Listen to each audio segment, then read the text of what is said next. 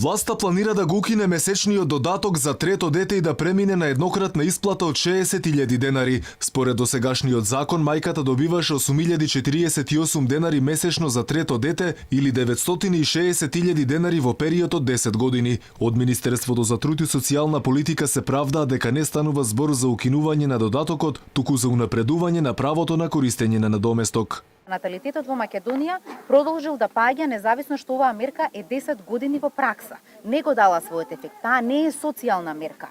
Па да вие генерирате приход од 15.000 евра за да може поквалитетно да живеете. Трето дете како политика ја чини државата на годишно ниво повеќе од 2 милиарди и 600 милиони денари, но резултатите не се постигнати. Според предвидените измени, со 5.000 денари еднократно ќе бидат надоместени родителите кои ќе го добијат своето прво дете, а со 20.000 и оние кои ќе го добијат второто. Министерката додава дека оваа мерка што во 2009 година ја воведе претходната влада не ги дала очекуваните резултати и затоа со планираните законски измени ќе се посветеле на праведност во демографскиот развој. Инаку предлог законот за измена и дополнување на законот за заштита на децата кој е објавен на страницата на Националниот електронски регистер на прописи пред да оди во собрание треба да се разгледа на владина седница. Со измените на законот за детска заштита донесен во 2009 година, мајката 10 години добиваше 8.048 денари додаток за трето дете. За родено четврто дете пак ако добива додаток за трето дете, помошта е 11.267 денари во траење од 15 години.